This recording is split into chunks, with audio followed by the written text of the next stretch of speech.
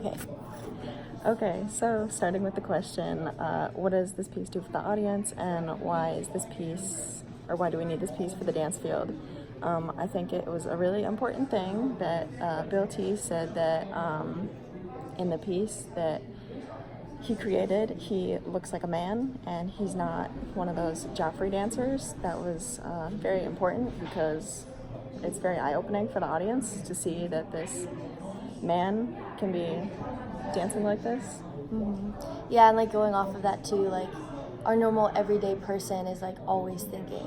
And same thing as dancers, like we're just people and like we're also still thinking the entire time. And so it's nice that he breaks down and tells the audience what he's doing through each phase so they can see like, oh, like there is more thinking. And even though it is very abstract, it's nice that he got to explain that in a video with someone about his process and why he created this theme or idea in the first place.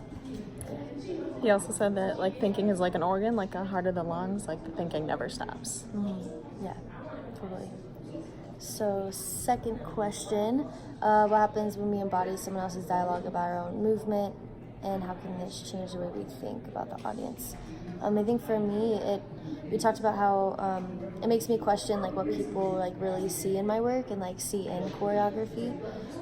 It's interesting to be a witness of someone who is a little more in a shallower part of the brain than really digging deep into like all of the past experiences or like just experiencing life in general and being able to access that on a very like quick surface level thing. Yeah.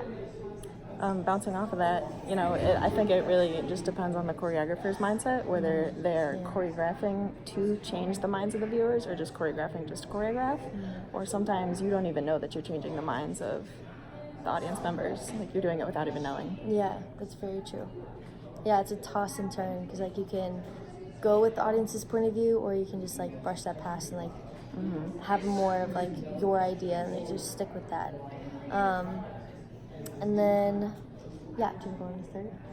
I'll let you. Okay, nice. So, what does this piece teach us about our own embodied history, culture, and culture dance practice? So, I think that these movements and words like go very far beyond the surface level. They just start to like touch base with the depth of the subconscious and like this human psyche. It's very inspiring to like give me more agency to explore this more and to allow myself to not be afraid to like dive further into my mind and like what it has to offer with movement. Yeah. Just like you were saying, it's just something that you really have to dive deep into, and it's not something that's easily accessible. It's something that takes time and time again to understand how to get so deep into that. Yeah.